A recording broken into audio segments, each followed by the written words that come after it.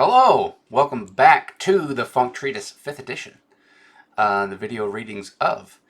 Today we have James Kirkham, and he's going to be reading pages 131 through 140. So let's get that started.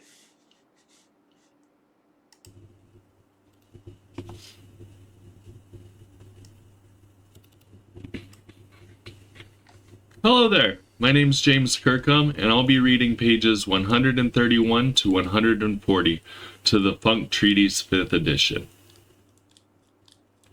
Number 6. Strategic communication. The choice of words such as aim and make the most suggests a strategic approach to communication. This implies that you consider your contributions purposefully, with the goal of maximizing the impact of your statements.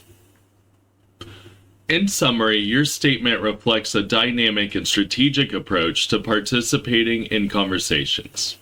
It acknowledges the influence of subject matter on your level of engagement and emphasizes the importance of actively contributing when the opportunity arises. May 5th, 2024. ChatGPT interpreted this as for conversation, but really applies to any scenario, a la Carpe Diem. The psychology of bailing at the last moment, like climbing up a diving board and not being able to jump. Discipline, restraint of action, or fear. Or overthinking, even.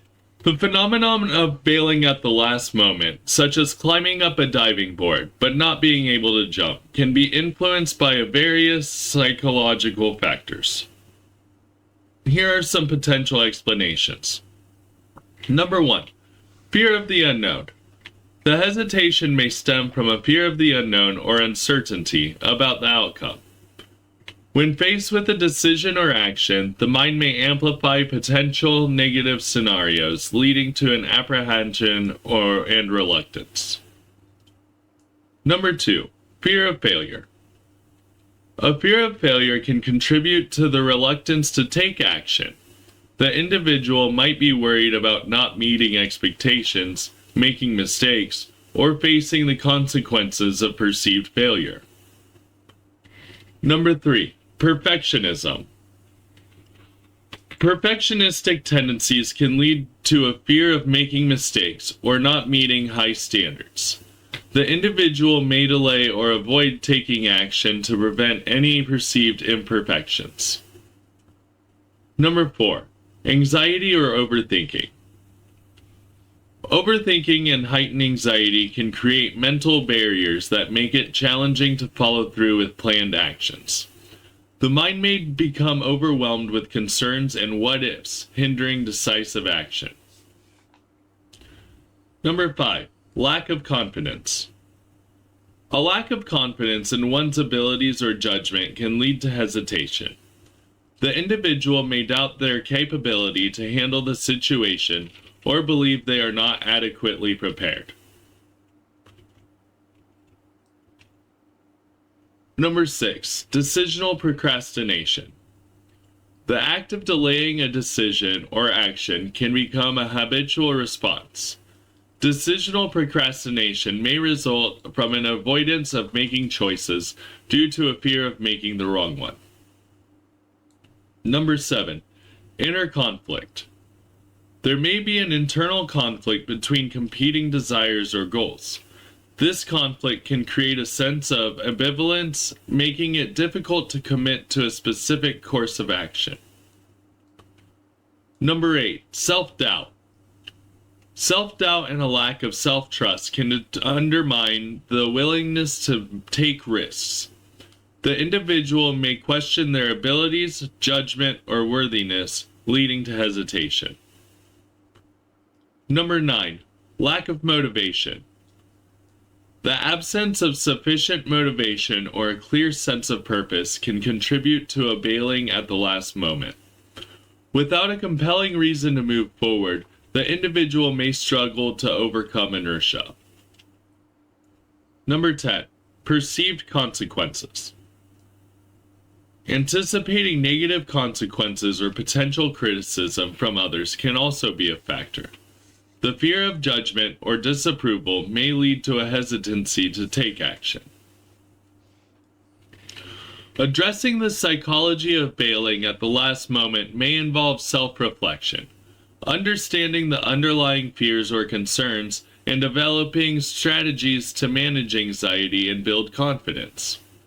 Seeking support from others, setting realistic expectations, and breaking down tasks into smaller, manageable steps can also be helpful in overcoming this psychological hurdle. I feel that like ChatGPT here described not only like the phenomenon of like when you build yourself up to something or you get up to something, whether you build yourself up to it or not, and then you talk yourself out of it. And there's, as it just said, there's a lot of reasons for that. But I think that also applies to literally making any decision, not just to bail, but like when you're making any decision, whether it you feel and you experience all of these things. Some people don't. Some people are able to just make decisions. But for a lot of people, when again, as we talked about in earlier episodes, when you're faced with freedom to make a decision, to choose to do something, a lot of people get that dizziness of anxiety because it's like, wow, I feel one of these things. Possibly, I'm pointing to my screen on both sides. Maybe you're reading, maybe yours is, somewhere else. Whatever. But I really enjoy the breakdowns of this and all the reasons that it listed on essentially why it's hard to move through the Fuego Puerta and to expand yourself because of the fear of the unknown, the fear of failure, the perfectionism, the anxiety or overthinking, the lack of confidence, the decisional procrastination, the inner conflict, the self-doubt, the lack of motivation, and the perceived consequences, and more. That's only 10 examples. There's a whole wide spectrum of life and experience. But I think there is something to all of that, and also especially bailing at the last moment, because like humans are prediction machines, and that's kind of how we've come so far in evolution. We don't really take big risks. Some of us do, but there's also your survival instinct is like, maybe I shouldn't do that thing, and then you play these scenarios in your head. But also the human mind is very capable of lying to itself as well. And so the imagination could be just an assumption of thinking of things going wrong when things could go right. Or even the opposite. You could think things are absolutely going to go right and then they just don't. And so as good of prediction machines we are, we're still not the best. But who's to say that technology doesn't take us even deeper down that path, especially across the next few years? Being heroes to the future. Either work with omission or forget to work about it. Or work to forget about it. I'm also going to add parability into that. Not working with just we mission and yes and, but also attempting parability. And that is going to be page 134. 134. We mission and parability. Because again, you can still we met and not attempt parability. You can still yes and things just by being and doing. You can be neutral and still yes and. But parability is kind of more. It's less about being neutral and trying to bring us all to the same page, I guess, to a degree. Again, there's a lot more to parability, and watch the other videos if you would like deeper discussion, and continue to watch because it's going to just continue to break those down. But being heroes to the future, either work with we mission and parability, or work to forget about it. And what I meant with that is like, when you take every single moment, and it doesn't have to be every single moment, but like when you have goals and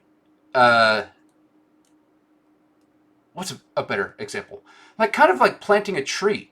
Like that's a simple act of being a hero to the future. Uh, what is the quote? We'll never.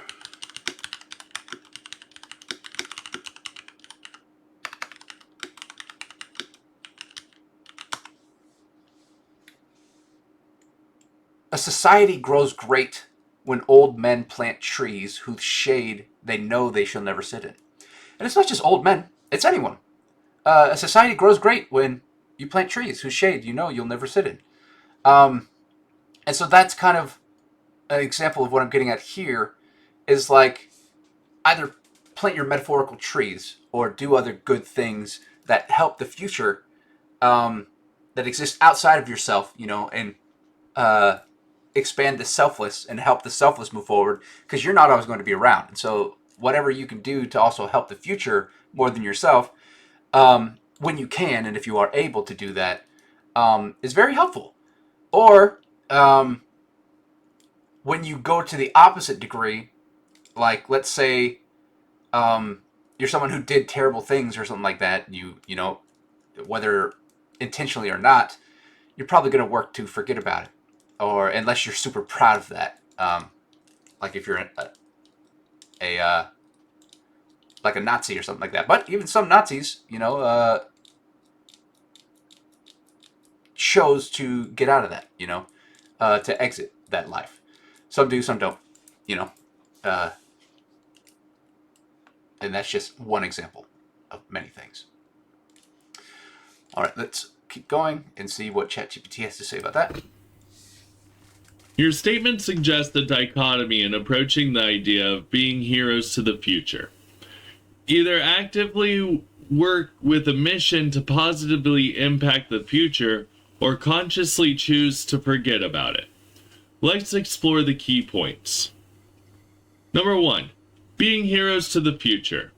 The phrase being heroes to the future implies a sense of responsibility and the potential for positive impact on future generations. This could involve actions aimed at creating a better world, addressing global challenges, and leaving a lasting positive legacy. Working with omission. Number 2. The term omission is a unique term, and its exact meaning may depend on the context. It could be a play on words combining we, French for yes, and mission. It may suggest actively working with a shared or personal mission to contribute positively to the future. I'm going to pause real quick because if you're just now tuning in, you haven't listened to the rest of the treatise. What James is referring to is what's called we mission, not omission, because omission is a completely different thing. That would be an omission is essentially almost a no mission. It is a no but, a canceling out of something. I had something. Oh, that is a note from Number 3. Working to forget about it.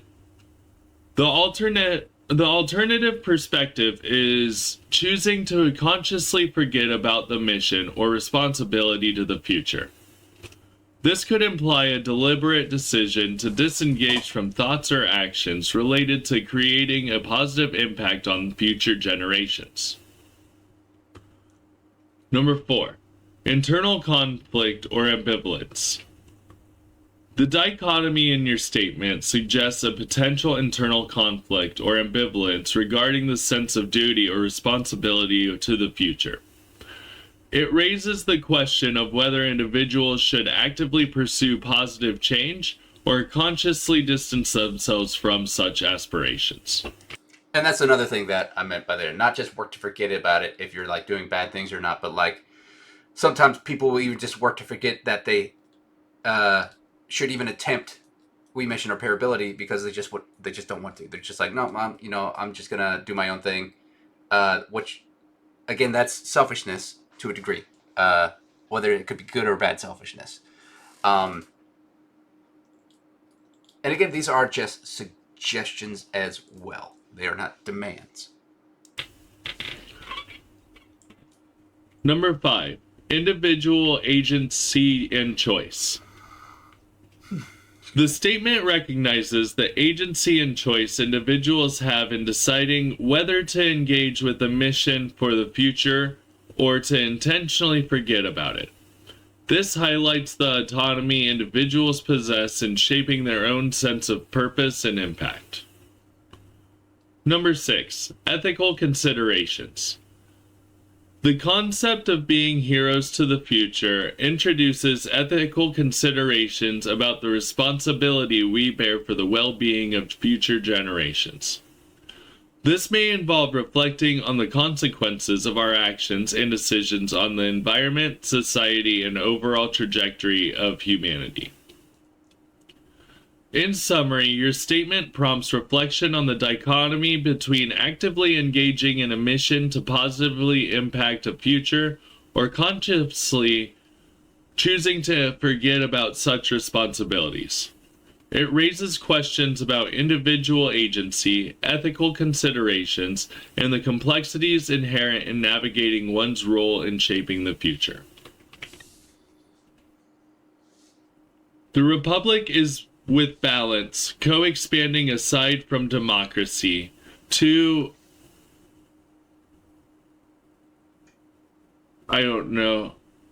The Republic is with balance, co-expanding aside from democracy. As look what republics you get... What it says is the Republic is with balance, co-expanding aside from democracy. In parentheses, it says to etc. ad infinitum. Without or with too much democracy.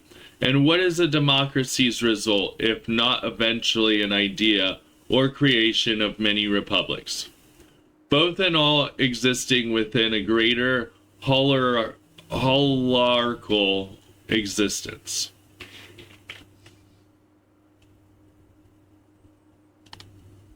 I'm gonna repeat that whole thing, and if you're able to, you can cut it. I'm sorry about that. Do your thing, man. The Republic is with balance, co-expanding aside from democracy. As look at what republics you get without or with too much democracy, and what is a democracy's result if not eventually an idea or creation of many republics, both and all existing within a greater hierarchical existence. Your statement... So if I get my own understanding of what I meant back then,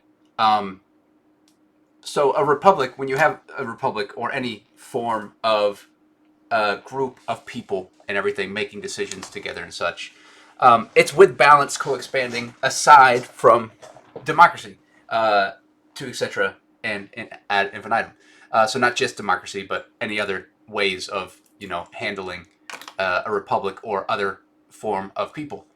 And then look at what kind of republics and societies you get when they have too much democracy or many things going on. There's and then with the things that don't have enough democracy, like dictatorships and everything, where you don't have any say in what happens to you. But then when you have too much to say about what happens to you,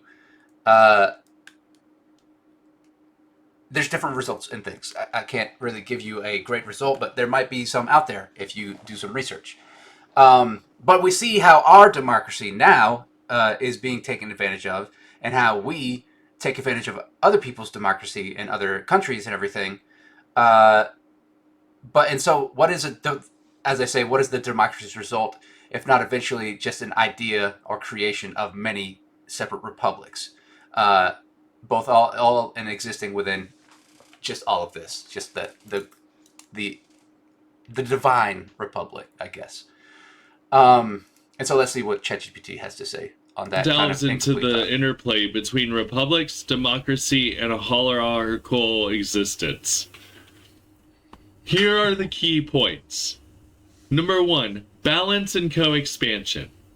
The concept of balance and co-expansion suggests a dynamic and interdependent relationship between different political systems. It implies that there is a need for equilibrium between various forms of governance.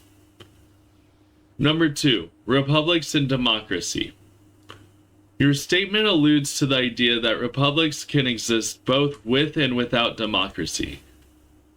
A republic typically involves representative government and a system of checks and balances, while democracy emphasizes direct participation of citizens in decision making. Number 3, republics without or with too much democracy. The mention of examining republics without or with too much democracy implies a consideration of how variations in the democratic element within a republic can impact its functioning. This may relate to the balance between representation and direct citizen involvement. Number 4, democracies result as mini republics. The idea that democracies result is the creation of many republics suggests that the democratic principles can contribute to the establishment and functioning of multiple republics. This reflects the notion that democratic ideals often involve decentralization and the distribution of power. Number 5, holarchical existence. The term holarchical existence introduces the concept of holarchy, a hierarchical structure where each level or unit is autonomous and has its own integrity, while being part of a larger whole. In this context, it may imply that republics and democracies exist as interconnected parts within broader political structure. Number 6, greater holarchical existence.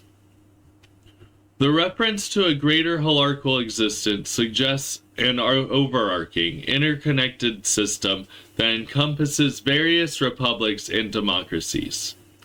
It implies a recognition of the complexity and interdependence of political entities within a larger framework. Number 7, evolving systems.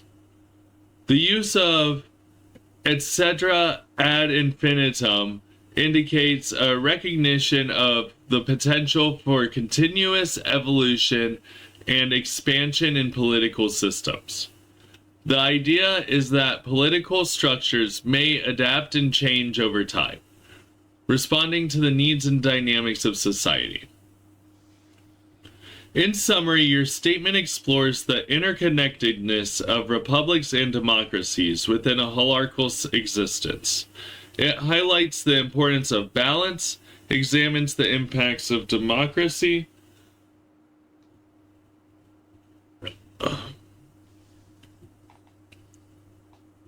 In summary, your statement explores the interconnectedness of republics and democracies within a holarchical existence.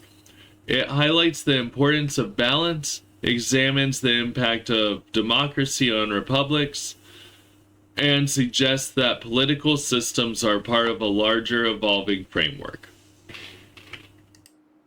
For those of you who don't know, ad infinitum, to my understanding, just means to infinity, essentially.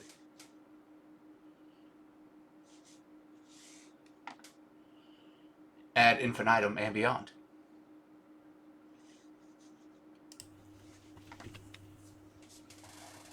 I'm going to pause. Okay.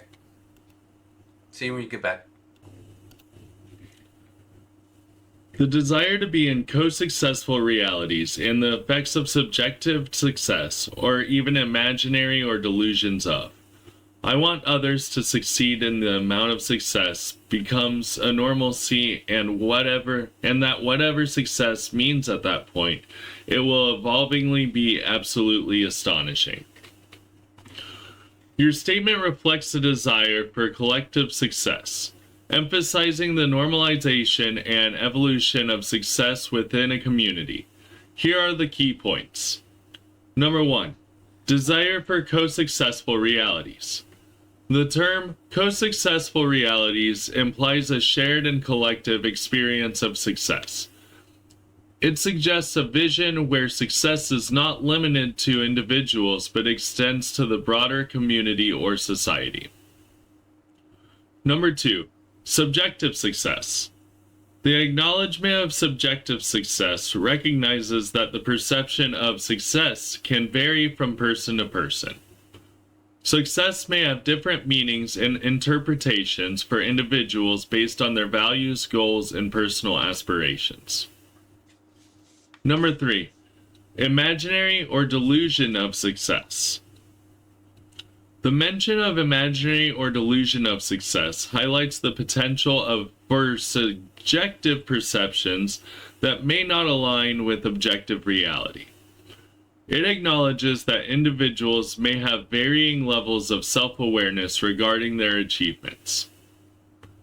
Number 4. Desire for others to succeed. Your statement expresses a desire for others to succeed. This reflects a communal and supportive mindset, where the well-being and success of others are seen as integral to the overall success of the community. Number 5. Normalization of success. The emphasis on making a success a normalcy suggests a vision where success is not rare or exceptional, but becomes a common and regular occurrence. This normalization may contribute to a positive and encouraging environment. Number 6. Evolving astonishing success. The desire for success to be evolvingly astonishing implies a continuous progression and improvement in the definition and realization of success. It suggests that as individuals in the community evolve, so do the nature and impact of success. Number 7. The community as a catalyst. The vision of success being shared within a community indicates a belief in the collective power of support and collaboration. The success of one contributes to the success of all, fostering a positive cycle of achievement. Number 8. The inclusive definition of success. The statement implies an openness to diverse definitions of success. Success is not narrowly defined, but can encompass a range of achievements, personal growth, and contributions to the well-being of the community.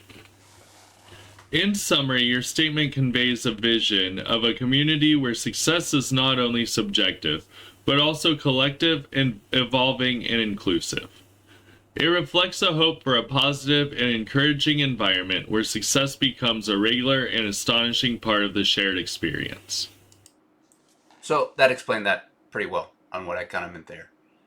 But it would just be, imagine a world like that where instead of worrying about failing so terribly that it's difficult to recover from, that failure becomes a greater, because again, failure is just another form of success, unless it's an extreme failure and wipes you out. But then even then, someone could use that information to gather data on that moment so it doesn't happen again. But imagine that, like, we're all so successful and in co-successful realities that just the idea of success, of that type of success, becomes something even greater in the future. Like,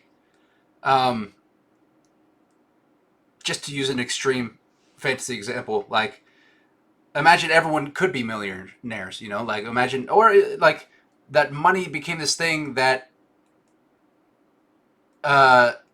was different, you know, like I'm sure that we're always going to have a system, some sort of economic system. But imagine that that system is so successful that there's not really anyone who is failing in the system because the system is able to take care of itself and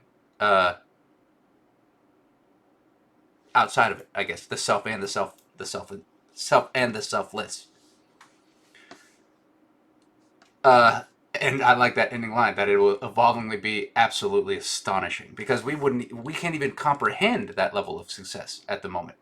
It is the evolution of success, the success of success, succeeding.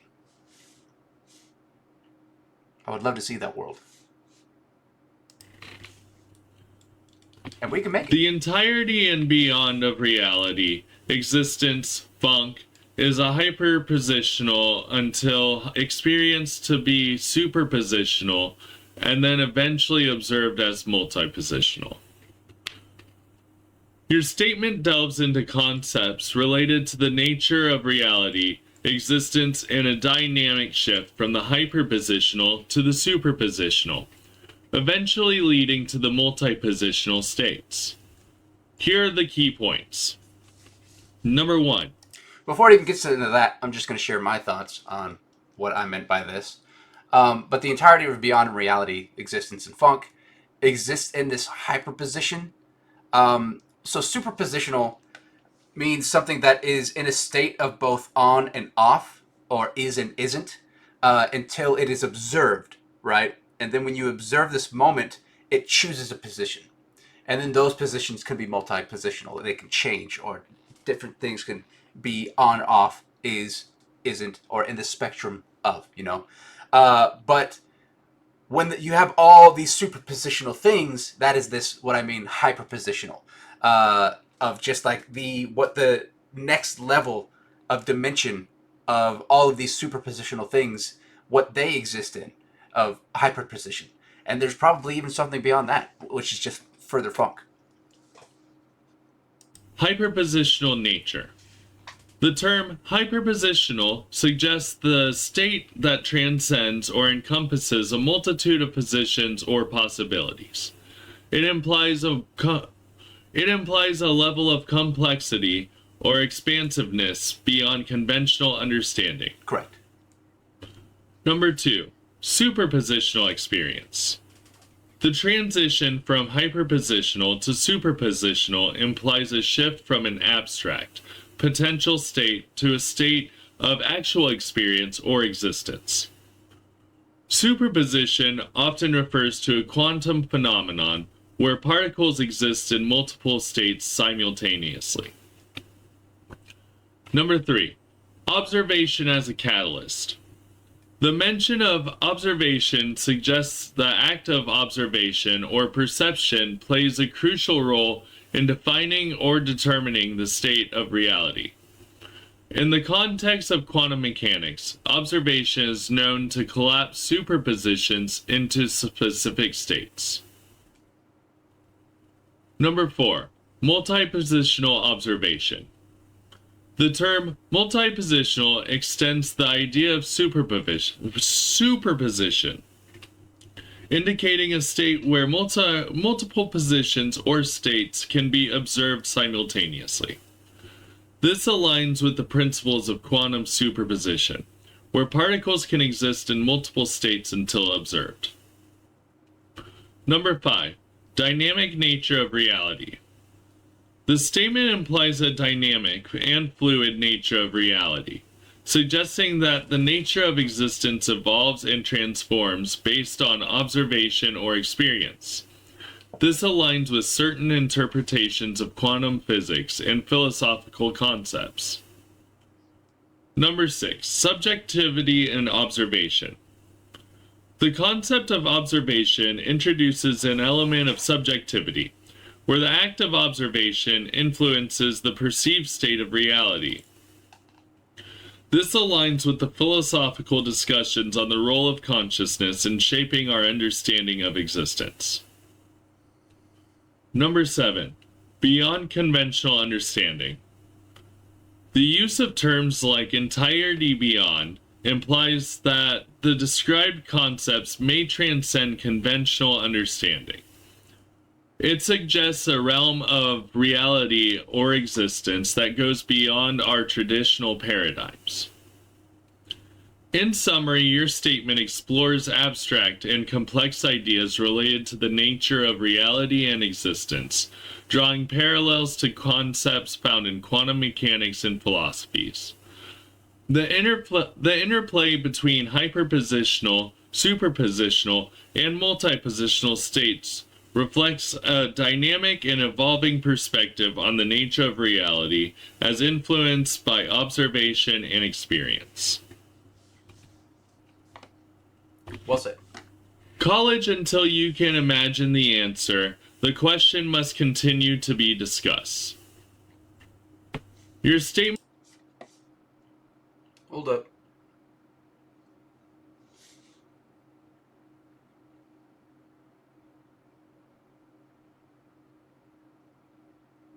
Ah, I see. Okay.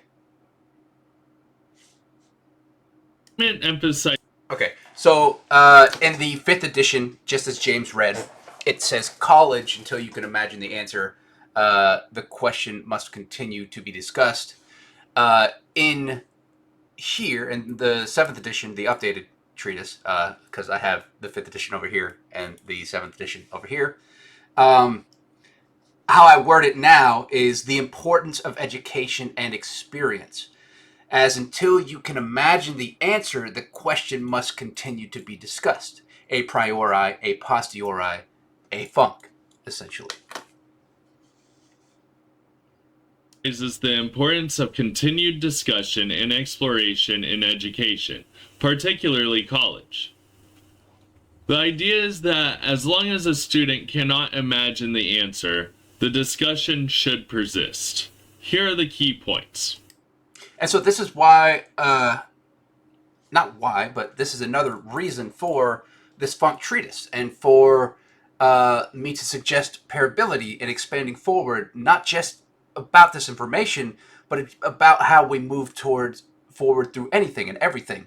How we are going to move forward as a collective society and as a individual yourself on what we do with these things and how we evolve, right?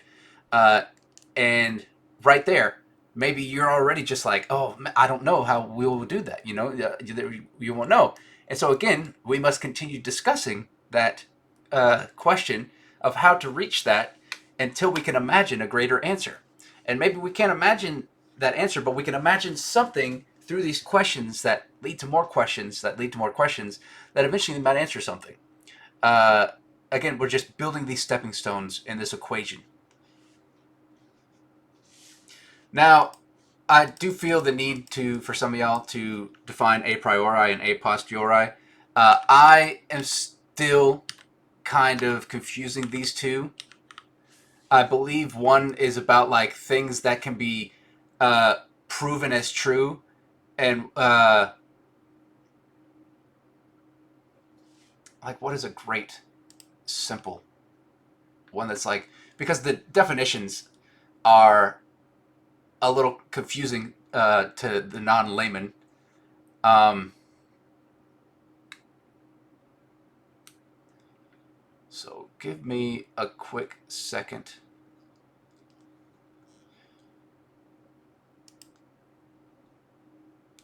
Okay, here's a good example. That's nice and easy. A priori knowledge is obtained by analyzing concepts independent of experience.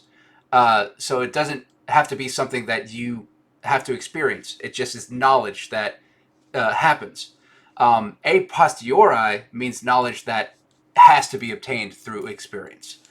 Um, I wish there were some good examples that I could remember.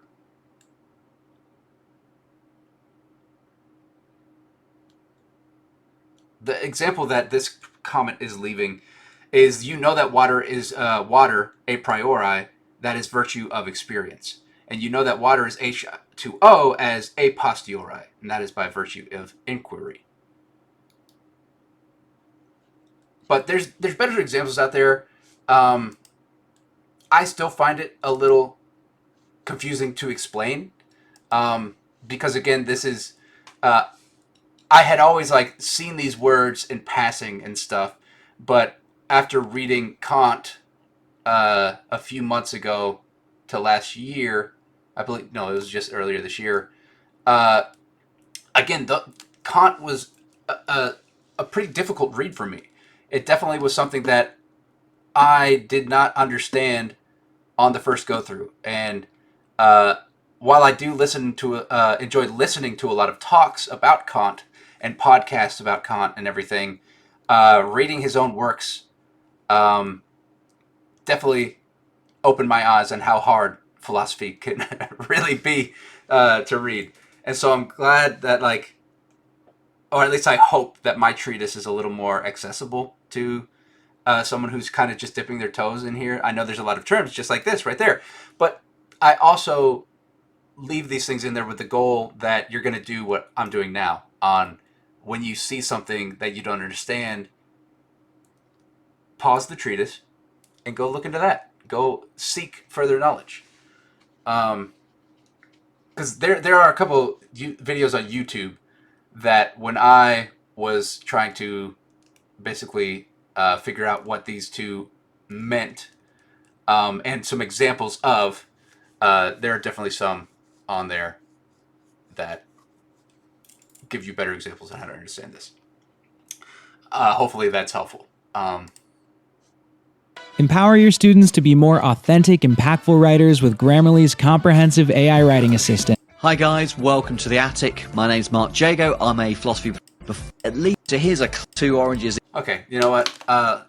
This is gonna cause dead air and stuff, and I'm leaving these videos unedited. So let's just continue. If you really want to dive deeper in there with someone who can explain these concepts better, then seek that out. Because, but essentially, they just have to deal with knowledge and how knowledge is discovered and everything. Number 1.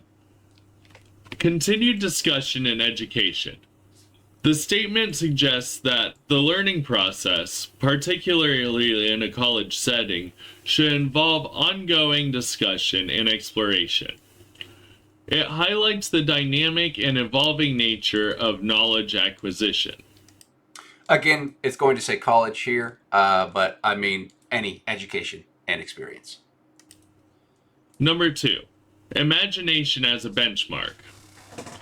The use of "until you can imagine the answer" introduces the concept of imagination as a benchmark for understanding. It implies that a deep understanding of a subject involves the ability to visualize or conceptualize the answers. Number 3. Encouraging critical thinking. The emphasis on discussion implies a focus on critical thinking and active engagement with the material. Discussions often encourage students to analyze, question, and explore concepts beyond surface-level understanding. Number 4. Continuous learning. The phrase, "the question must continue to be discussed," underscores the idea that learning is a continuous process. There is no fixed endpoint, and discussion should persist until students achieve a level of comprehension where they can imagine the answers. Number 5. Imagination as a cognitive skill. Imagination in this Number 5. Imagination as a cognitive skill. Imagination in this context is positioned as a cognitive skill that goes beyond memorization. It involves the ability to synthesize information, apply concepts, and envision potential solutions or responses. Number 6. Development of critical imagination. The statement implies that through ongoing discussion, students not only enhance their understanding, but also develop a critical imagination, a capacity to creatively think and envision possibilities. Number 7. Active participation in learning. The use of the phrase "can imagine the answer" suggests that learning is not passive, but also requires active engagement. Students are encouraged to actively participate in discussions, bringing their own perspectives and insights. Number 8. Holistic understanding. The reference to imagination implies a desire for a holistic understanding of the material. It goes beyond the rote memorization and emphasizes the importance of grasping the underlying concepts and their interconnectedness. In summary, your statement advocates for an education approach that values ongoing discussion, critical thinking, and the development of a cognitive skill, imagination. It emphasizes that learning should extend until students can vividly imagine and comprehend the answers to the questions posed. The importance of and being of orientation. And so kind of the pre-thought to this, sorry, my pants are riding up. Give me a wedgie on the chair. The importance of and the being of orientation. The importance of orientation, finding your place in life and where you are and knowing where you are and everything, and knowing that you're like, because you are meant to be where you are, or else you would be otherwise.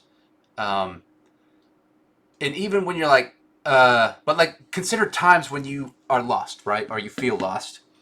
Um, the importance of knowing your orientation there, of how to build a map. And like, let's say you're just floating through space and everything. There's no gravity, and so you're floating. You don't know where to go or anything. You gotta know your stars, how to orientate yourself, and that's how they used to travel back in the water, back to the oceans and everything, using the stars, and I'm sure they still do to this day. And that's why orientation is so important. But also, uh, another thing to think about is like if you were literally born an inch to the right or an inch to the left or an inch forward or backwards, your entire life would be different now. You would not be the same person. You would be a completely different y'all. I mean, you already are, but in a completely different way. Uh, and so that's why you don't get two of the same people ever, because like no one is ever born in the same place. I mean, like even a hospital bed, like let's say there's a hospital bed in a hospital and multiple women give birth on that bed, that is not the same location in space time. It is completely different locations. Yes, it is in the same hospital, the same bed, in the same spot, but it is moving through time and space. And so, if I would argue that if you were able to have something be born at the exact same space at the exact same time twice, which would be extremely difficult to do, uh, then maybe those things would be similar things. They'd be closer yaws. They'd be like the closest you could probably get to twins. Um, but even twins are born at separate times and spaces, and they're different people. They're different brains and beings. They have different thoughts and internalizations and externalizations, different nature and nurture. And so they're not the same being, you know. But there's even more, I'm sure, behind that thought. But that is what that makes me think of. Orientation plays a crucial role in various contexts, encompassing both physical and conceptual dimensions. Here are key aspects highlighting the importance and essence of orientation. But again, to add on, I think one of the ultimate meanings of what I meant here was just learning on how to trust your orientation or to learn how to orientate before you move forward. Because, like, let's say you're disoriented and you're like, okay, well, I'm just going to walk this way. And you walk deeper into the forest and now you're even further lost. And so that's the importance of orientation. And that is why sometimes if you are lost in the woods, they tell you to just stay where you are and wait for help. Because you could be walking away from the search party. And that's why orientation is very important. And knowing your place, and knowing your spot, and knowing how to move forward, and how to orientate correctly. And that's why schools in some jobs have orientation and training at the beginning. So they teach you where to go and what to do and everything, and how to orient yourself. Spatial awareness and navigation.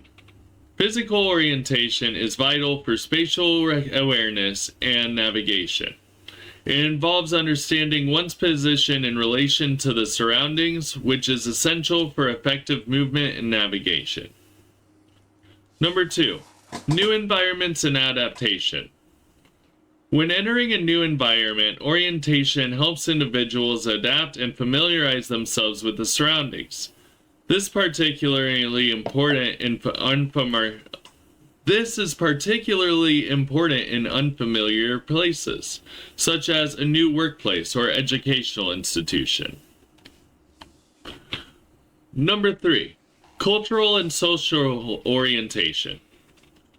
Cultural and social orientation involves understanding and adapting to the norms, values, and social dynamics of a particular culture or community. This orientation is crucial for effective communication and integration. Number 4, education and learning. In educational settings, orientation programs provide information about the institution's resources, policies, and academic expectations. This helps the students and staff navigate the learning environment successfully. Number 5, professional orientation.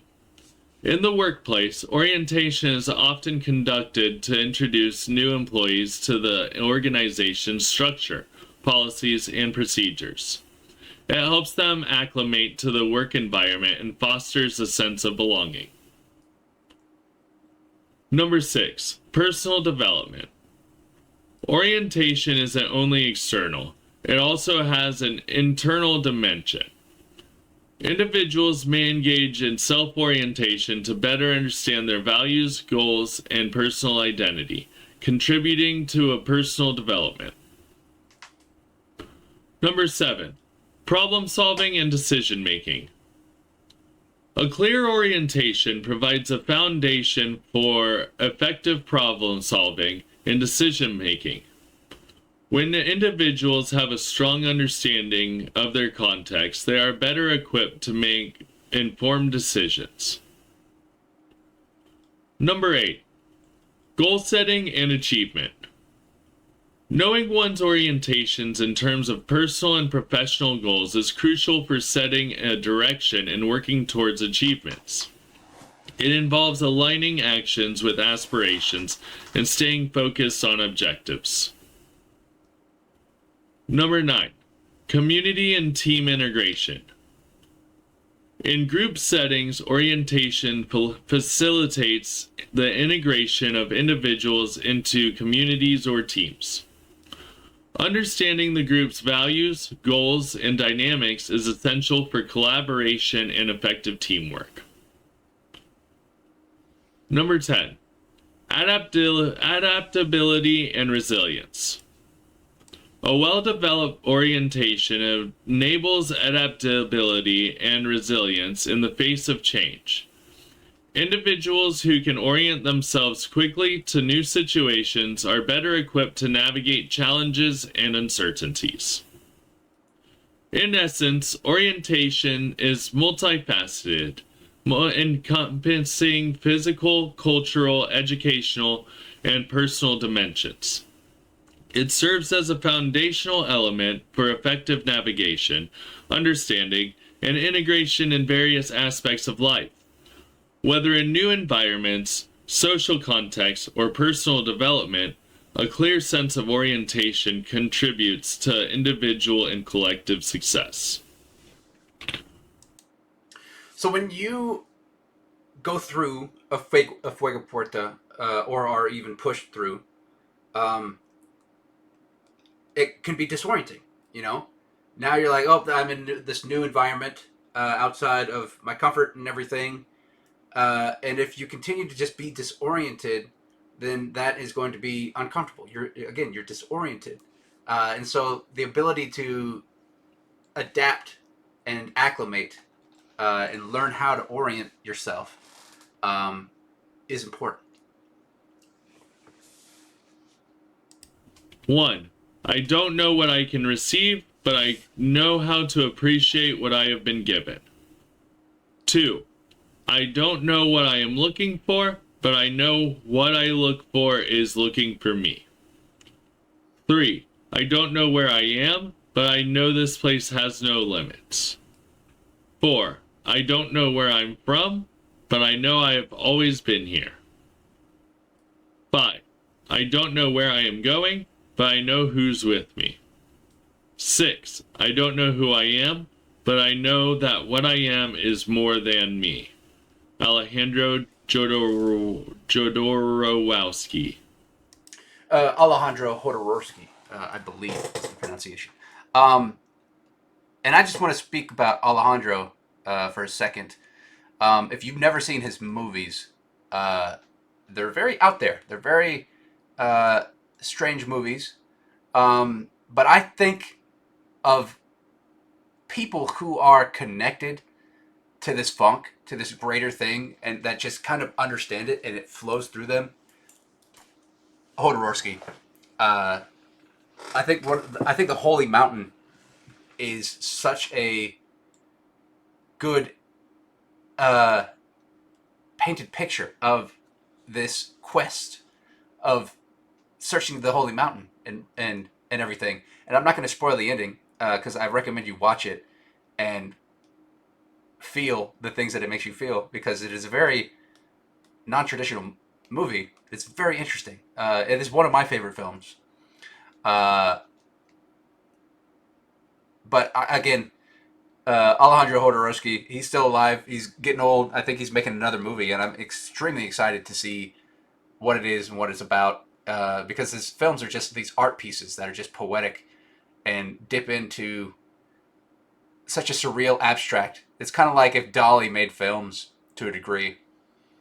Um, but also, I follow him on Instagram, and while most of his stuff's in Spanish and I have to translate it, uh, he is such a well-spoken, well knowledgeable person, and I'm just like, how did this information get to him? Like, what was his? Some of his movies are about how he got to be where he is today in his life experience and stuff. I mean, it's in a very artistic way, um, but how life and knowledge flows through this guy, and how he's related these experiences to us through his films and through his works.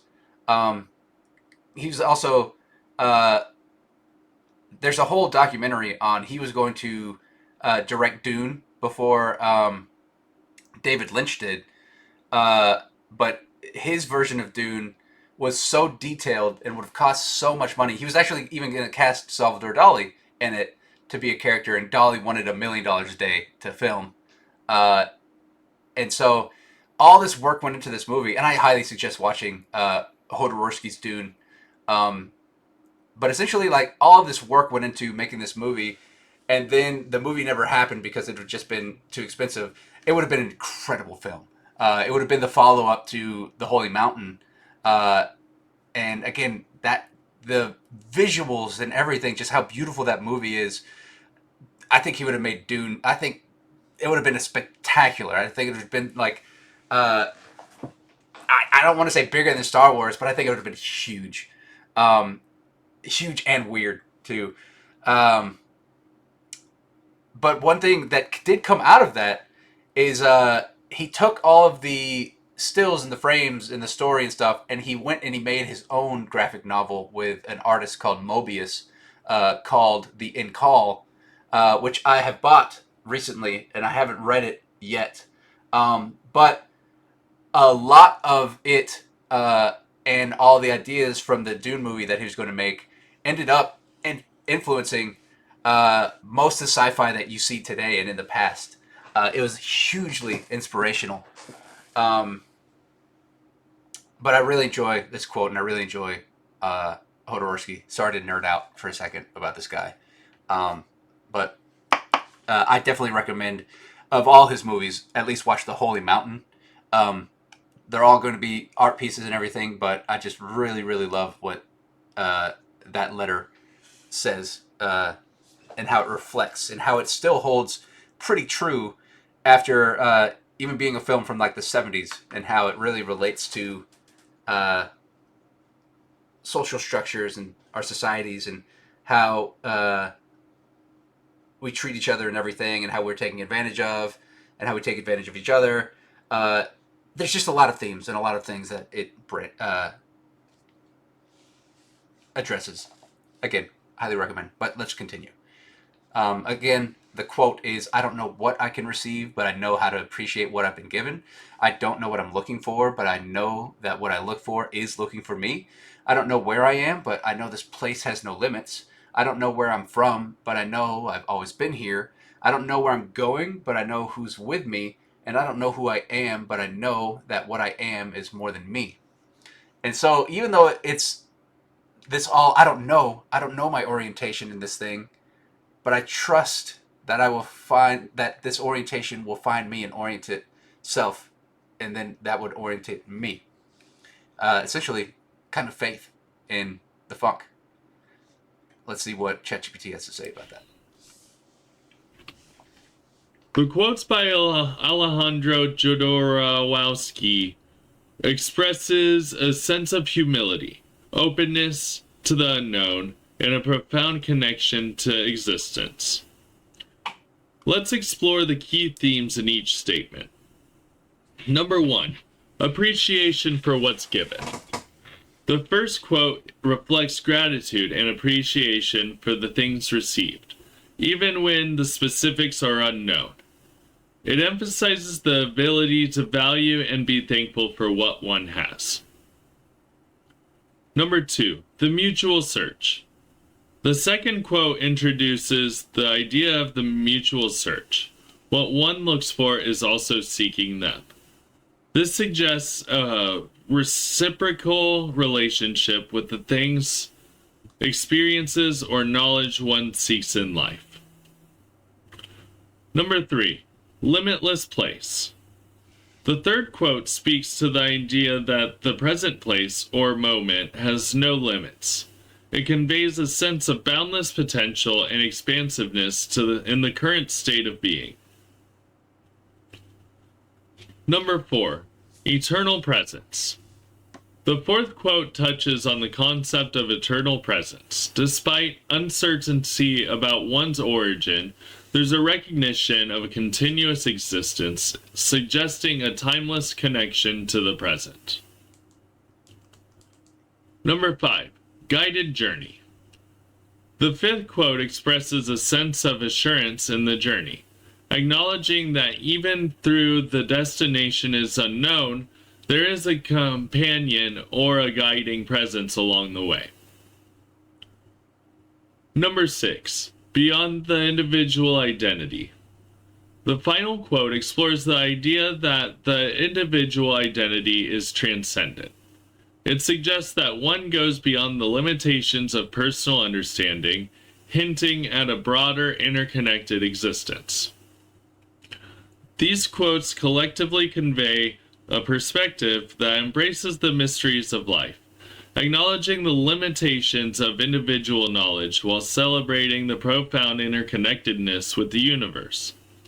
They speak to a sense of wonder, gratitude, and trust in the journey of existence.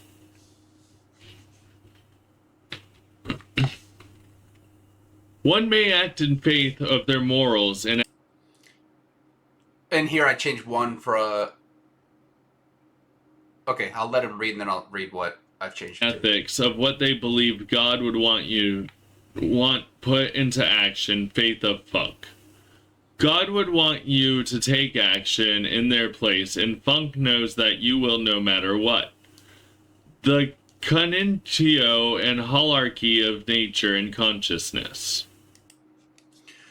So what I have updated in the 7th edition is some may act in faith of their morals and ethics of what they believe God would want to put into action, faith of funk. I suggest God would want you to take action in their place as a representative, and funk actualizes that you will no matter what.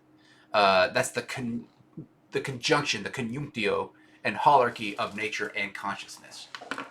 And so essentially, like,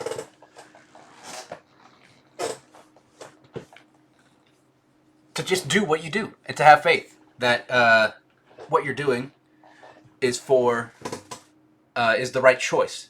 But then again, since you never really know if it's the right choice or not, to learn how to make these decisions, to learn why you are making this decision, learning how to orientate yourself so that the decisions that you make, while you may not be sure that it's the right decision,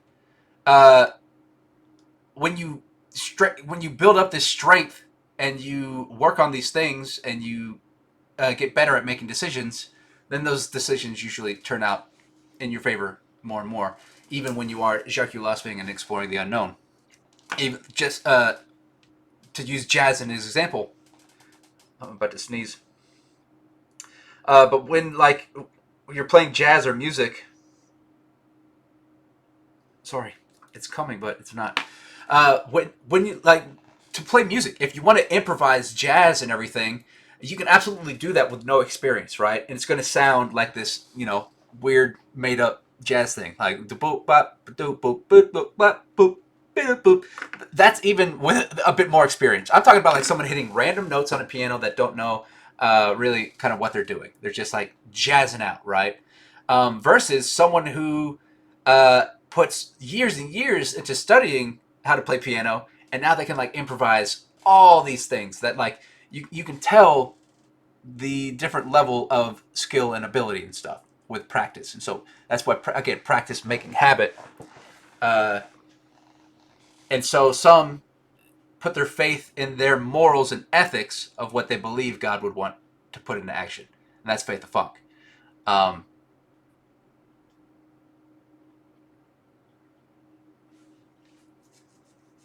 so yeah, using Christianity as an example and how I was raised Methodist and everything, a quote that comes to mind is God helps those who help themselves.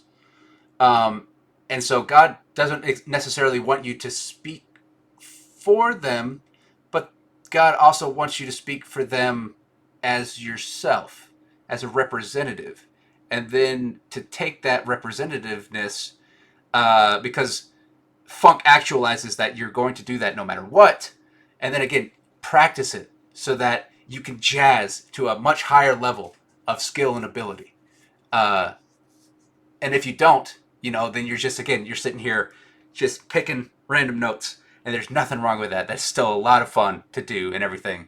But when you look back, you're probably going to cringe a little bit on it. Or it's going to be judged a little harsher by reality and everything. Again, it's an entire spectrum. Your statement delves into the interplay between faith, morals, ethics, and the belief in divine guidance with a reference to the concept of funk. Here are the key points. Number 1. Acting in faith of morals and ethics. The idea that one may act in faith based on their morals and ethics suggests a commitment to principles that guide behavior. This implies a moral compass rooted in personal values. Number 2. Belief in divine will. The mention of what they believe God would want introduces the concept of divine guidance. It suggests a belief of aligning one's actions with what is perceived as the will of God. Number 3. Action and faith of funk. The term funk is introduced, and it seems to be associated with a broader understanding or force. The statement suggests that one's faith and actions are not only in alignment with divine, but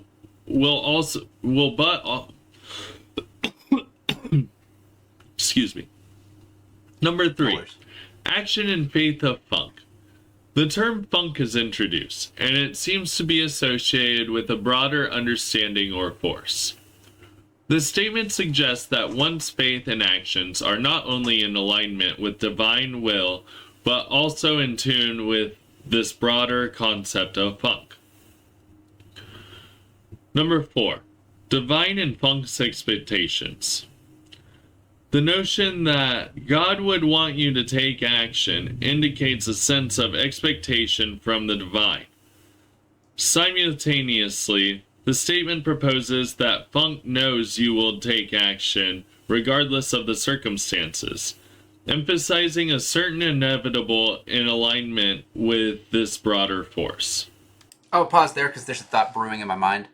That funk is, again, like I said, going to actualize you no matter what. And you're doing that no matter what. God is more of a construction of the ego in a way. Now, God can also be described as funk, beyond the ego, right? But most of people's descriptions of God and their belief for God is the ego. And then again, as I say here, they take that ego and they define their own morals and ethics based on what they believe that higher ego is moving through their ego, right? Now, what I am proposing is something like that, but also without the negative connotations. Again, the way that people use it to their advantage by pushing their ego and what they're because they get the chance to talk for God, right? And so they're going to speak for this being thing that can't really speak, kind of like a ventriloquist. And so they're being this ventriloquist, and they can say whatever they want. And if you believe that they are speaking the word of God, then they can take advantage of you in that aspect. Now, when they're taking advantage of you, it can either be for good, like for someone who is a truly holy person, that actually believes in the goodness of man and how to be good and stuff. But then there's a lot of people who preach God and everything, but still do one thing with one hand and another with the other. And there's many examples of that, and we're not going to really dive into that, but let's continue. I just wanted to get that idea out of my head. And so kind of what I'm reaching at is that, like, to truly, in my opinion, to truly follow God in almost any faith that defines God, Islam, Christianity, Judaism, etc., God preaches parability. But then there's people who use God as a place of power. Like, my God says that you can't do this. Or my God says that you're not allowed to do this. Or my God says that you must give all your possessions to me because I'm in charge. I'm the one who God speaks through. That is not parability. That is, that would be what is the term? Kind of a shofan in Islam, explaining like it would be like the devil in Christianity, but kind of like a little bit different, kind of more sin, negativity. I'm sure there's a better description of that, but I think that you understand my point. And if not, leave a comment down below. Let's engage discourse. And again, I am not, to those before, some people reached down and be like, how dare you talk about my religion and everything these ways, blah, blah, blah, blah. Kind of read the rest of the treatise. Open yourself a little bit, because, I don't know. I'm just going to stop there. Just be open. Be open to expanding and evolving until we both can reach parability and synthesize the answer without disagreement. Number 5. Conjunctio, union of nature and consciousness. The reference to conjunctio suggests a union of or connection. In this context, it could imply a harmonious alignment between the natural order, nature, and human consciousness. The confluence of divine will, funk, and human action may represent a unified and interconnected existence. Number 6. Hierarchy of nature and consciousness. The term hierarchy implies a hierarchical organization where each level has its own integrity while being a part of a larger whole. This suggests that a nature and consciousness operate within a holistic framework, each contributing to the overall order. In summary, your statement weaves together themes of faith, divine guidance, the concept of funk, and the interconnectedness of nature and consciousness.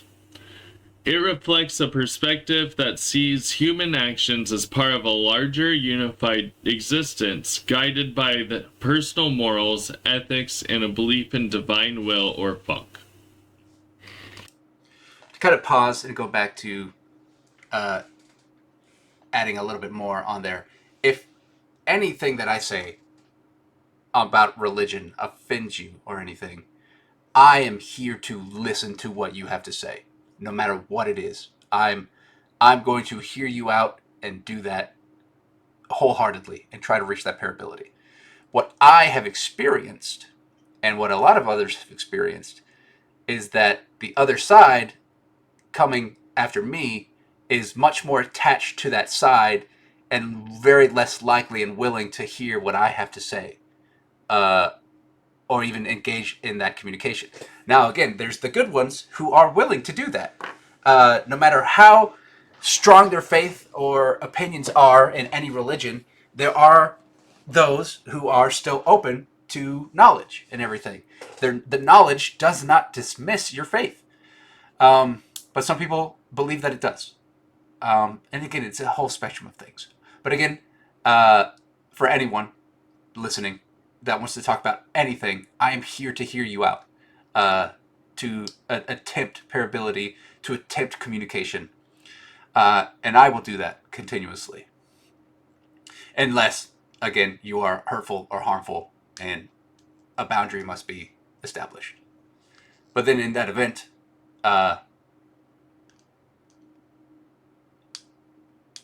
we both have to consider our own accountabilities in both, in either, and when that might come up.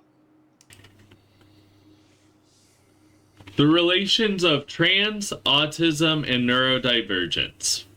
That's what it says in the 5th edition. What I've updated it in the 7th edition is the relations of trans and neurodivergence. December 5th, 2024, attempting beyond understanding and a spectrum of spectrums. And so I'm not saying that all trans people are neurodivergent, or autistic, as that's why I removed that. But I do think that trans is a level of divergence from the norm, because again, to my understanding, because I am not a trans person and I'm speaking from talking with trans people and also learning about trans issues and everything, and experiences, you essentially don't feel like the same gender or sexual experience that your body relates to you, right? You feel this different, that you are the opposite sex. And so essentially that is diverging from what people would call the norm, the neurotypical, of just, this person was born as a male or a female and they just believe that they're a male or female. And so there's this different experience that is happening within these individuals, that I think just needs to be studied more and examined more, because I think that there is some significance to it, rather than the hate that modern religion gives to it, and how it is demonized and everything. Because every trans person I've ever met has been a loving, wonderful individual, and a well-working member of society, that experiences terrible hardships just because people don't like it. Just along the lines of racism, too. Again, just normal people living their day-to-day lives, and people hate them for existing. That's terrible. That is not parability. And so again, this separation of that and race is that, I think it's very less common, except in like the occasional story of like TV or movies where identity of race, you can be one race and act like another, or believe that you can be another. One example is, I guess, J-Rock from Trailer Park Boys. But that is a completely different experience from a trans individual. They just do not relate. And again, I can't put words in their experience. My understanding is just, you do not feel like you are who you are. That there is more. That there's something different. And so again, this is also uh, a request for me to even look into more of that, um, but also all of us and stuff. And I think later on, uh, I also, I don't know how far it is going to be from here, but it's in this section. I know that I do also describe, um, all of us are trans to a degree. Not all of us are transgender, not all of us are transsexual, but we are all transitioning into another moment. We are all transitioning into another yaw of ourself at every single moment. And so you are a trans individual, whether you like it or not. Um, and so I'm sure there are going to be people who that upsets and are mad about it, but it's unavoidable. You are, just by hearing that information, you've now transitioned from from uh, whatever reactionary state that you're in. You were once, without that information, and now you are, and you can never not be. And now you are transitioning into every form of that from that. Um, Now, I get into the different types of trans, beyond transgender and transsexual later on in the treatise, like transatal and transantal and stuff and such. But we'll get there. The relations between being transgender, trans, autism, and neurodivergence can be complex and diverse. It's essential to recognize that individuals are unique and their experience can vary widely. Here are some key considerations. Diversity of experiences. Both transgender individuals and those with autism exist across diverse spectrums. There is no singular or universal experience within either group, and individuals may identify with various aspects of their gender identity, neurodivergence, or both.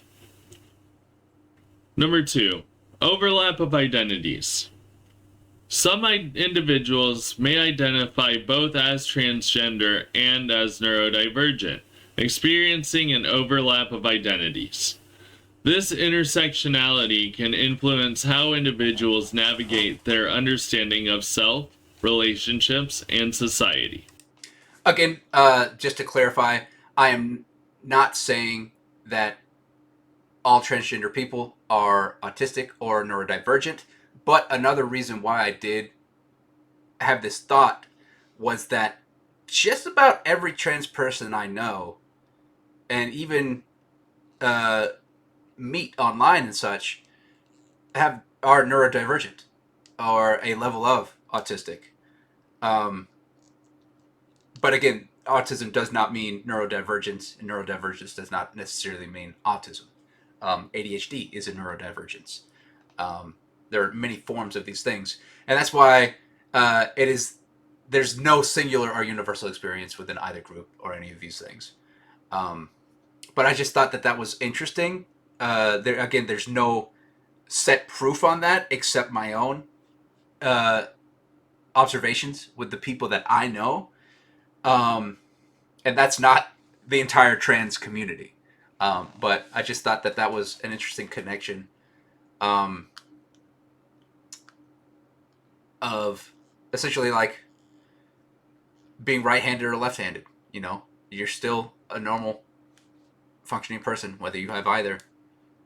It's just a different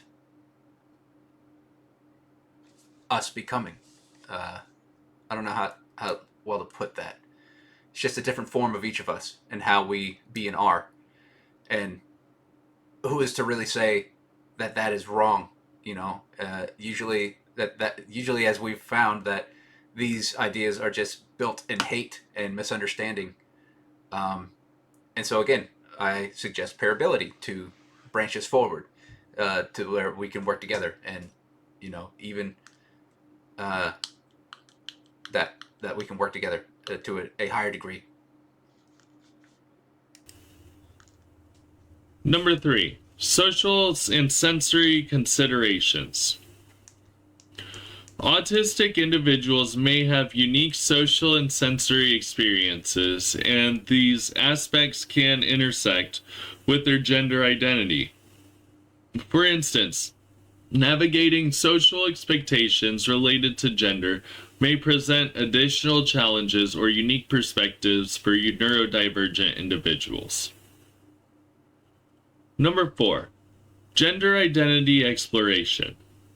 Some transgender individuals may experience a neurodivergent condition and vice versa.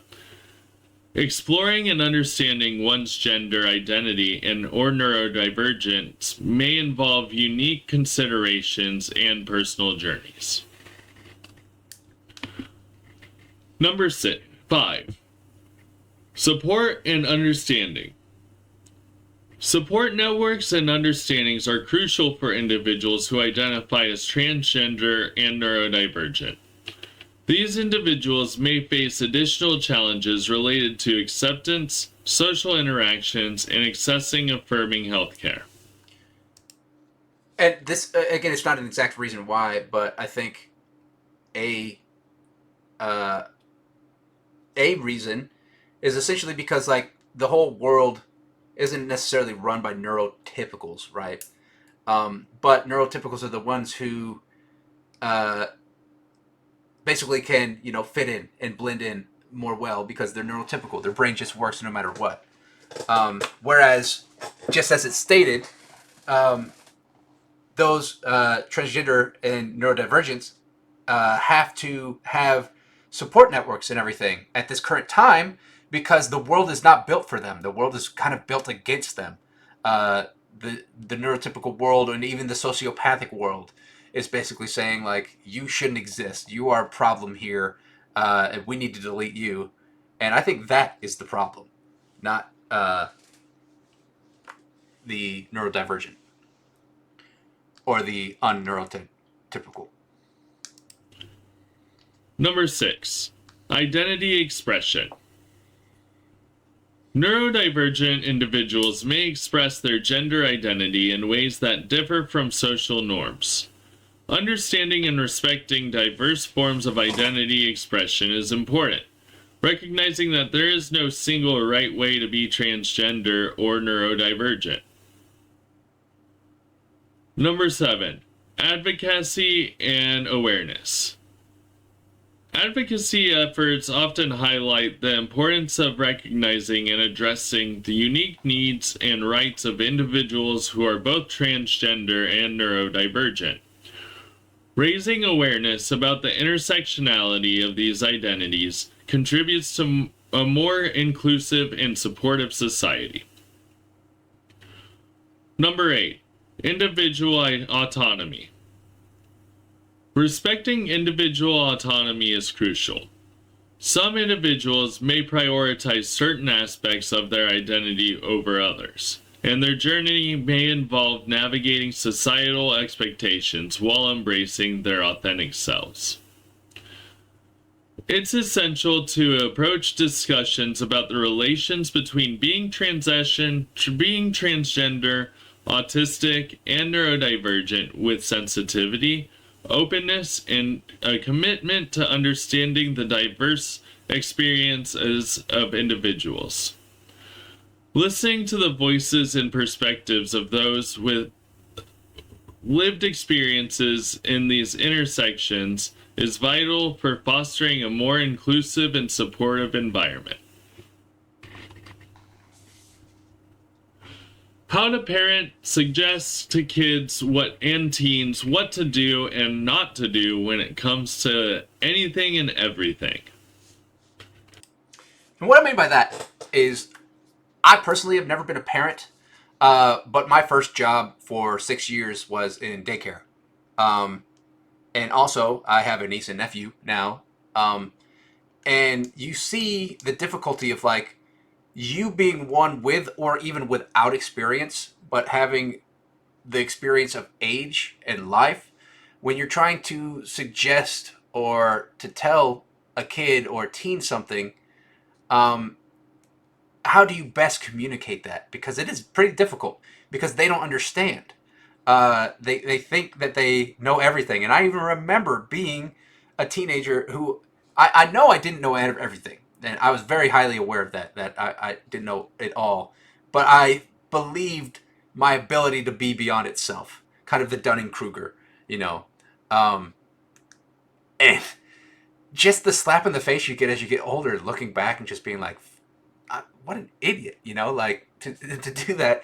But like explaining that to someone who hasn't been through that experience is very difficult, because you don't get that experience except through time.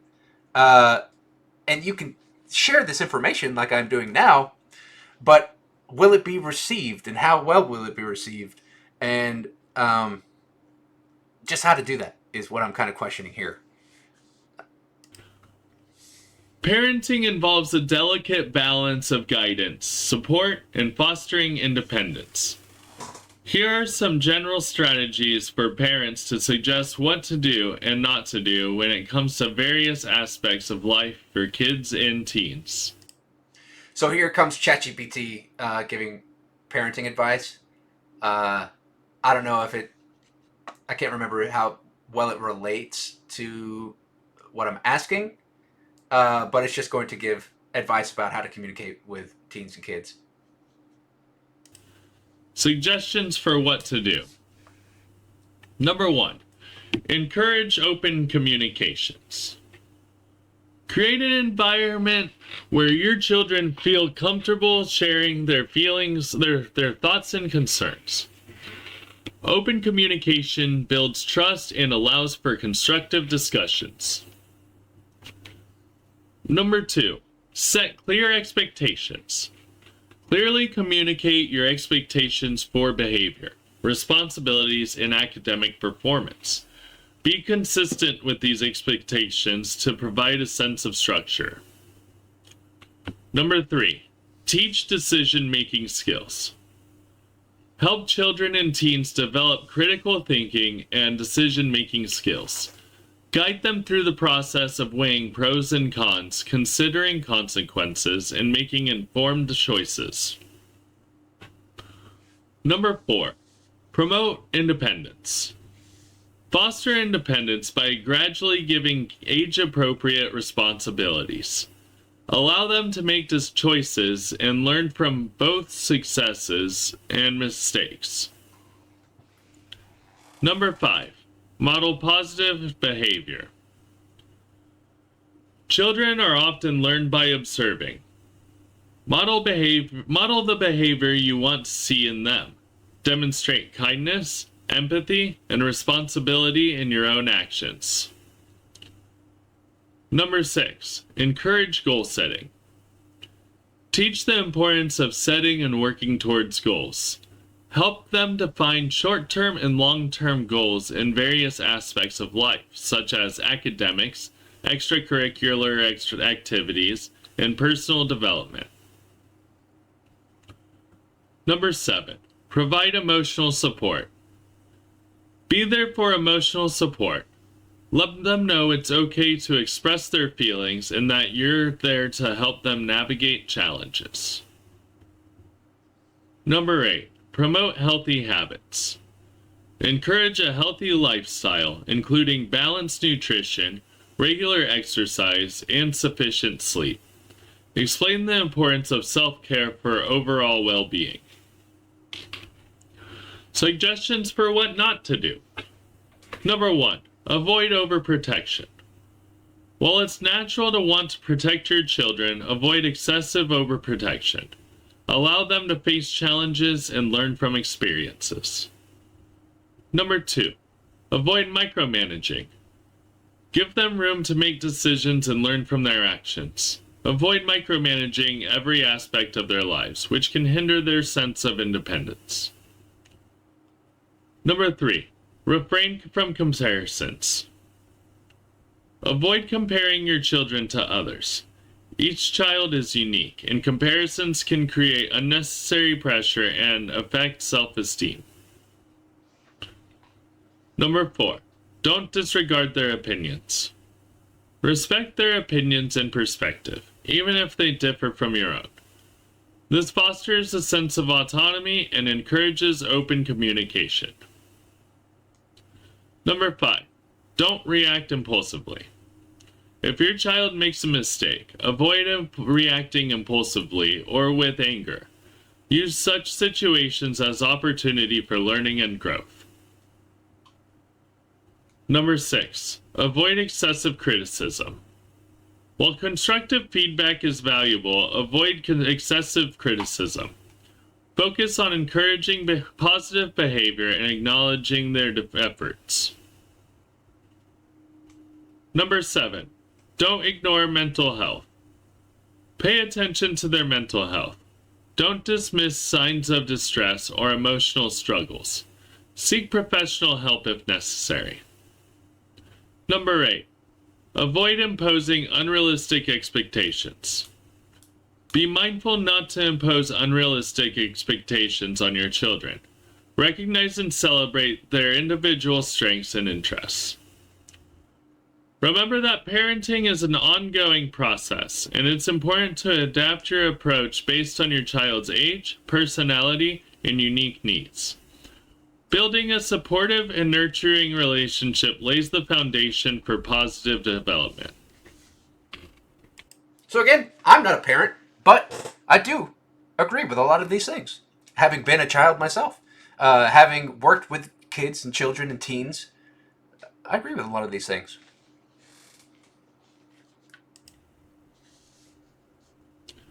Stimulus is not meaning. Your statement, stimulus is not meaning, suggests a perspective that distinguishes between external stimuli and the interpretation or meaning derived from those stimuli. Let's explore a few possible interpretations of this statement. Number 1. Sensory input versus interpretation.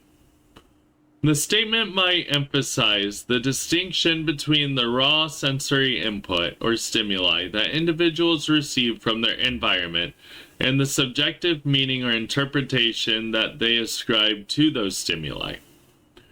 It could imply that the mere presence of stimuli doesn't inherently carry meaning until it is processed and interpreted by the individual. Number 2. Objective versus subjective reality.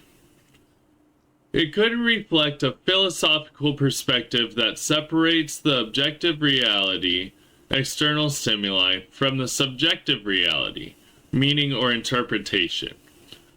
In this view, external stimuli exist independently of the meanings humans attribute to them, and meaning is a subjective construct.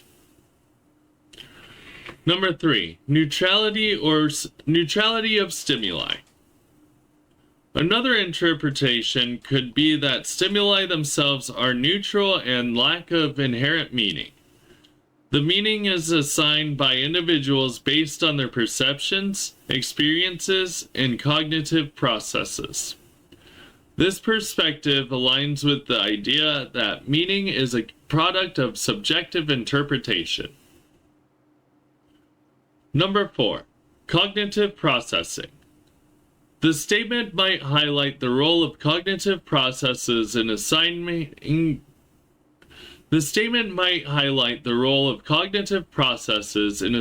meaning to stimuli. It suggests that meaning arises through the cognitive processing and interpretation of sensory information rather than being an inherent quality of the stimuli themselves. Number 5. Philosophical inquiry. This statement might be part of a broader philosophical inquiry into the nature of perception, consciousness, and the relationship between stimuli and meaning. It raises question about how individuals construct meaning from the stimuli they encounter.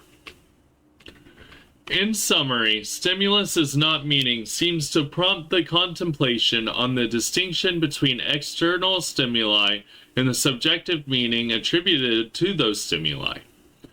It invites consideration of how individuals process and interpret sensory information to create meaning in their subjective experiences. I think ChatGPT explained that pretty well. So let's keep going. Giving yourself to God/funk, being one of many.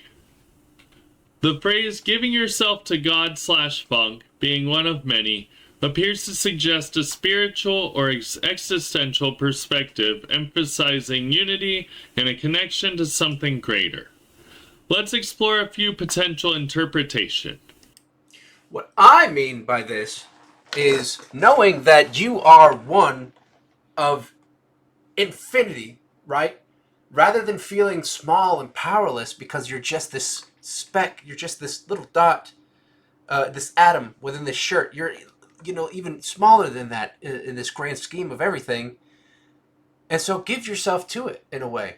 Try to be the one who makes this experience better for it and yourself. Because when you do make it better for everyone, again, when you increase this selflessness, it reflects back to you. It helps your selfishness.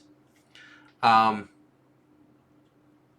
so give yourself to funk, give yourself to God. And that's what people do, essentially. And then it's just debated on how we do that, each of us, because it's all subjective and relative. Number 1, spiritual surrender. Giving yourself to God often implies a spiritual surrender or devotion, acknowledging a higher power and submitting one's to divine guidance. The act of surrender is associated with trust and a sense of being a part of a larger transcendent reality. Number 2, connection to a higher power, God. The mention of God suggests a connection to a higher power in religious or spiritual contexts. It could signify a desire to align one's life, actions, and purpose with the divine presence, finding meaning and guidance in a higher source. Number 3, funk as a metaphor for universal energy. The term funk may be used metaphorically to represent a universal energy or force. In this interpretation, giving yourself to funk could mean aligning with the energy or rhythm of the universe, acknowledging a connection to the broader cosmic order. Number 4, unity and oneness. The phrase being one of many emphasizes the concept of unity and oneness within a collective. It suggests that while individuals are part of a diverse and expansive whole, there is a shared sense of interconnectedness or unity.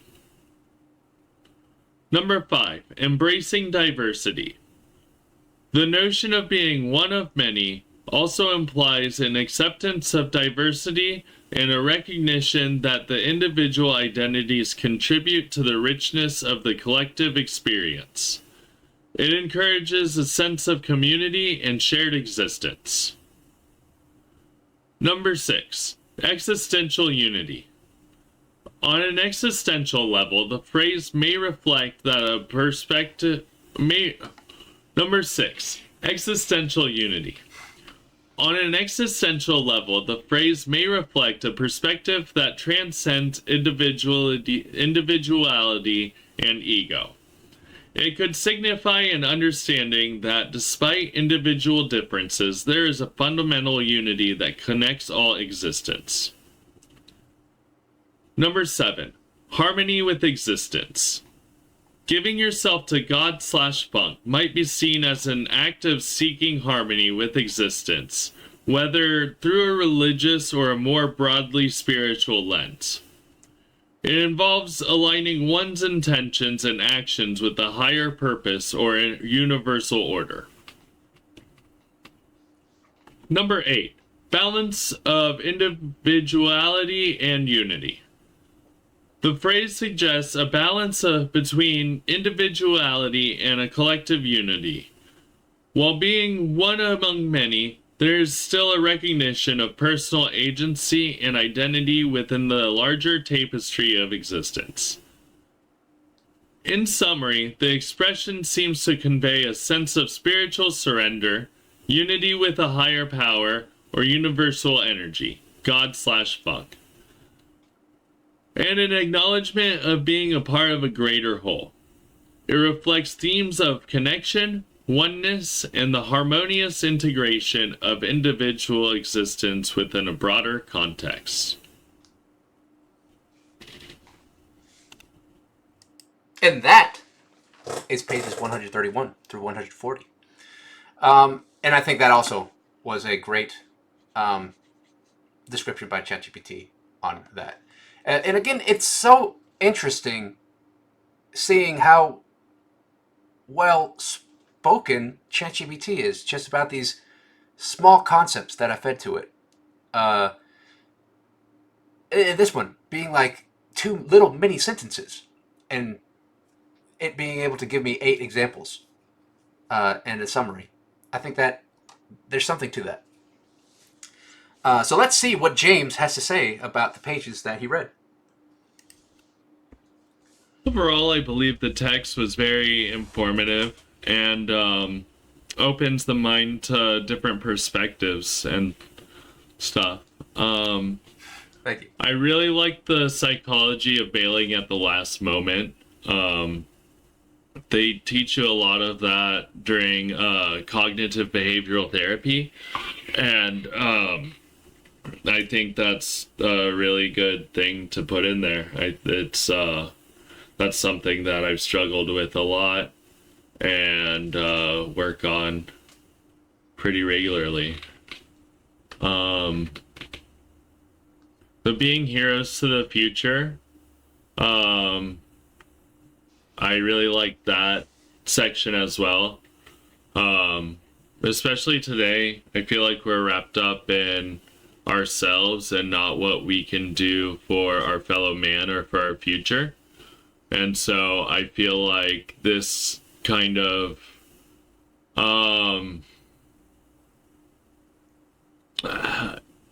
reading this helps you cognitively keep in check and be like, okay, like, what am I actually doing this for, you know?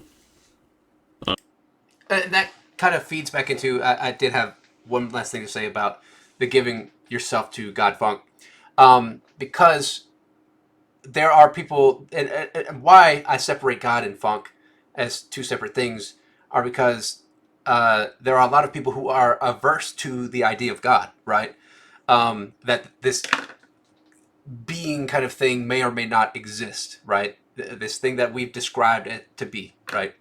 But funk is this. It is this experience. It is all of this and everything.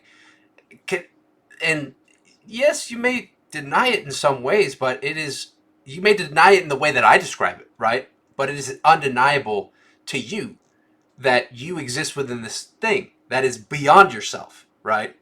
And so, yeah, you can live in this, you can be selfish, you know, and live in your selfish nature and only ever care about you and take care of you and everything. Again, there's nothing wrong with that.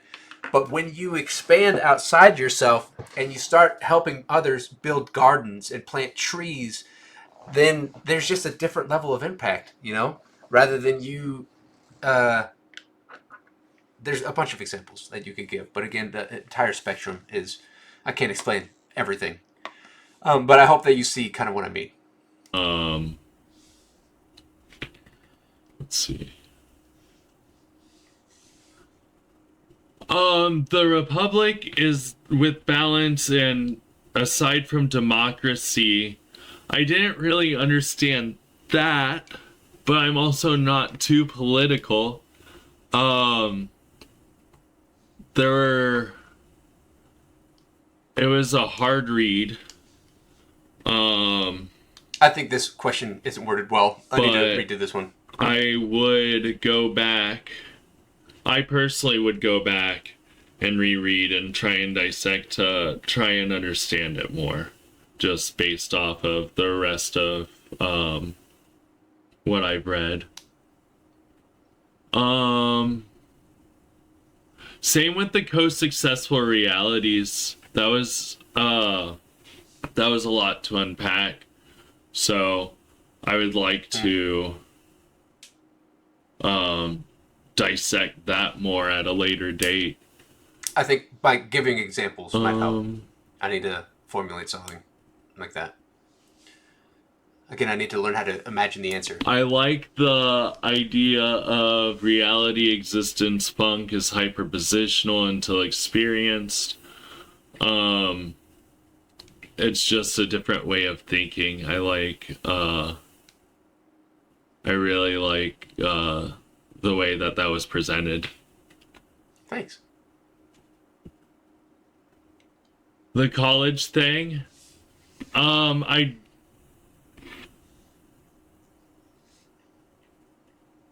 agree with what you say about how college forces you to learn until you can use your imagination for the answer. I do believe that college also kind of puts you in a box. School in general kind of puts you in a box, so it kind of kills imagination as well. I agree. I feel like you're using someone else's imagination in some aspects, I guess. Like, there's rules and stuff, so you have to use someone, like 1 + 1 = 2 is a rule. So you have to use someone else's imagination for said rules through using your own. But as far as like the arts go, or something like that, I feel like schooling and college kind of steals from your imagination. But I might have completely missed what you were trying to say.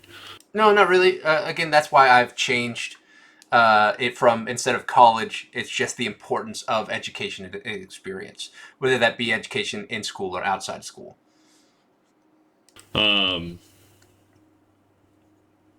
am an advocate for schooling in some studies.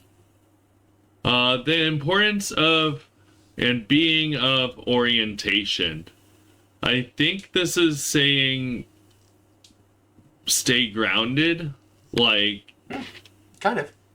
It's important to know where you are at physically and mentally, yes. Like in any environment.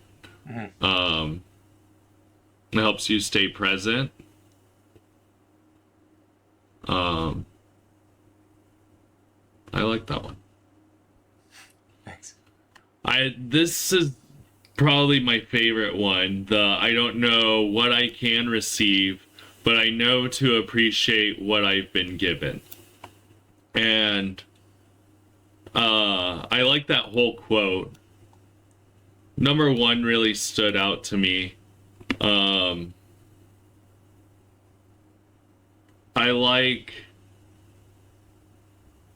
I would like to expand on it and say, appreciate what I've been given, whether it's good or bad, because either way, it's in my court, and I'm going to have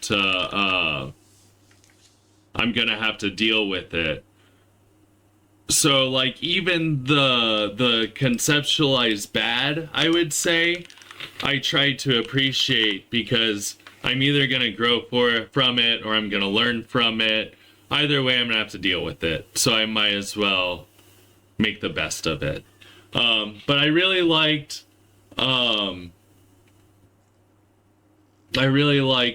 the mutual search and the eternal presence.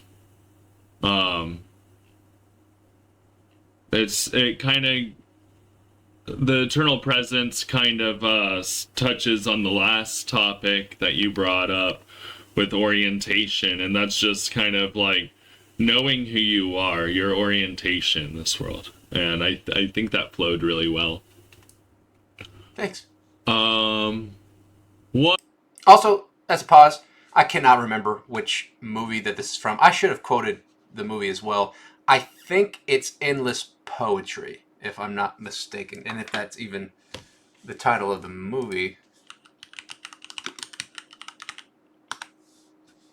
Yeah, Horder's endless poetry. Yeah, I believe it is endless poetry that quote is from.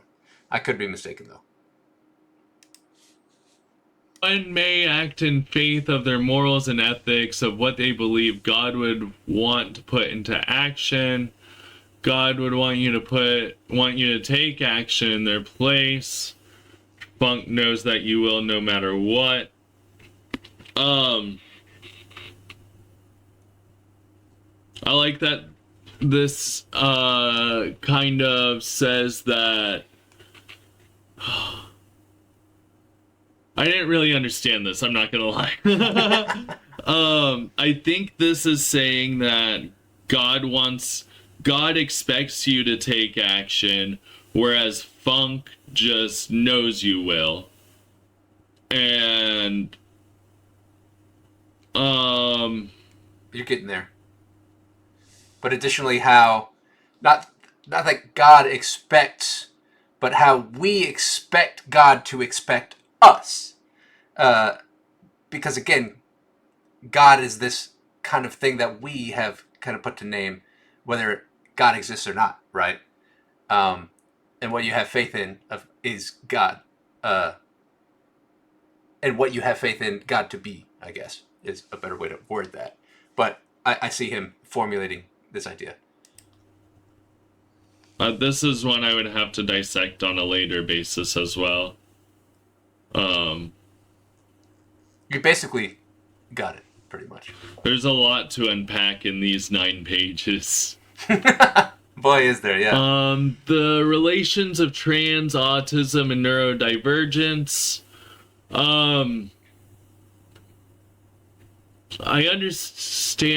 I think I understand what you're saying. I do agree with the relations between the three. I feel like anything that is a spectrum could be thrown in this, but Yeah. I also believe that when we talk about most things, it's important to go into it with sensitivity, openness, and a commitment to understanding diverse experience of individuals. But yeah, I agree with all of it. Absolutely. How to parent suggests to kids and teens what to do and not to do when it comes to anything and everything. I love this one because I'm a new parent. Encourage open communication, hell yeah. Set clear expectations, hell yeah. Teaching decision making. All of it's fantastic. I don't disagree with any of that. The what not to do, I agree with all of that. I think it's fantastic, and it's all of that. I strive to do each one of those every day. I think it's very important. Stimulus is not meaning. I 100% agree. I think we are I think we're in a society where we attach a lot of meaning to stimulus. Yeah.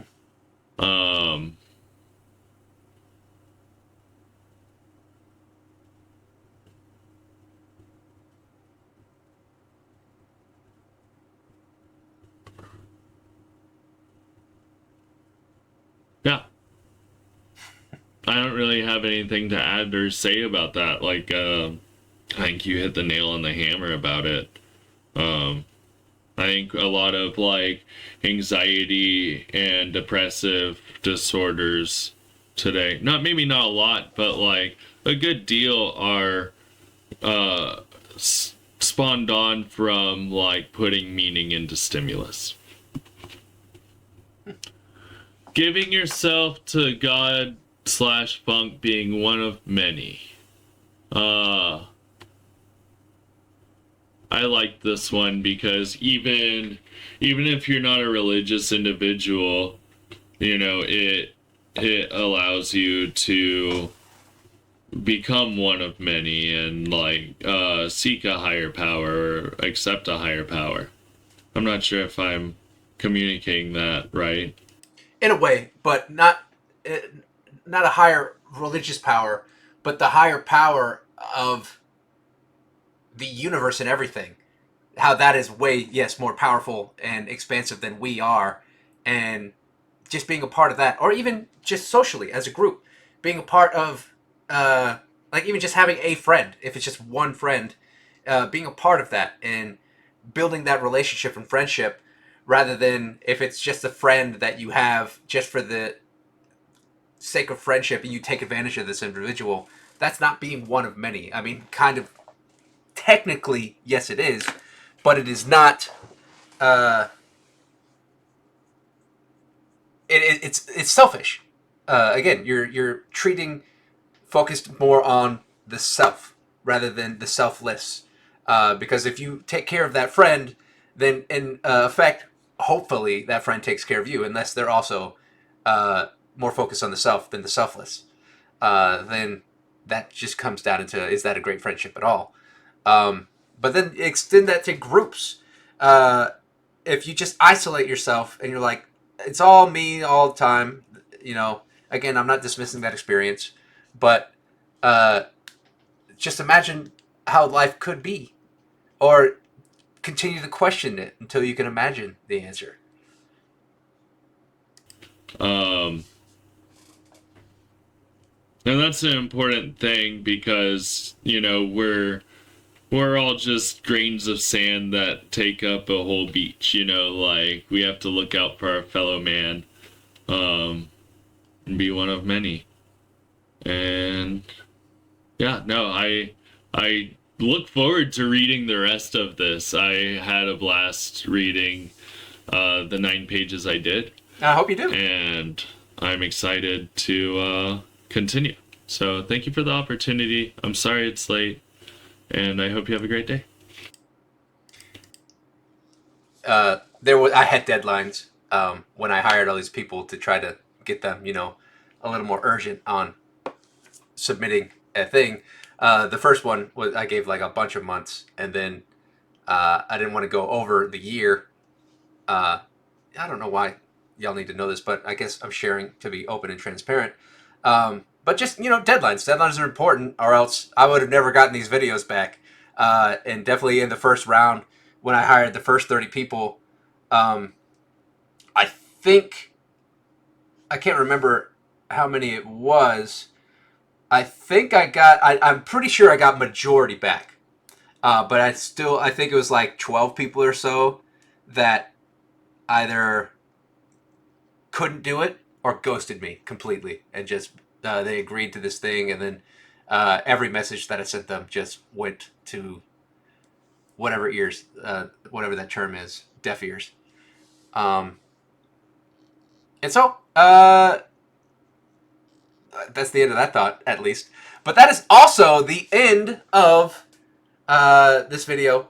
Again, James, thank you for reading this and sharing your thoughts. I really do hope you read the rest of the treatise or watch the videos of these things and share your thoughts, having expanded through all of it, and how you feel about that.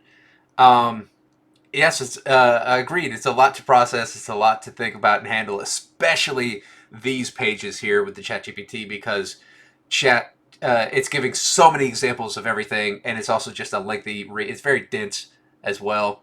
It's doesn't have as much humor that I kind of try to play in there, and so these parts can be a little more heady, but also just as much heady. My writing can also be heady and dense and uh, not understandable.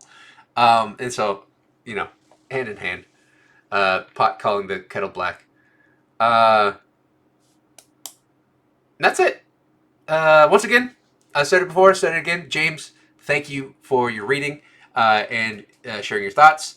Thank you for being here and watching this and listening to this, whoever you are, and hopefully reading the treatise. Though, I mean, if you're watching this and reading it, you're basically experiencing it. Though the treatise is a little different because the way people read and everything. Uh, and also how it's updated over time. But I love you. And in case I don't see you again, good morning, good afternoon, good evening, and good night. The funk provides, and that's it. Peace. See you next time.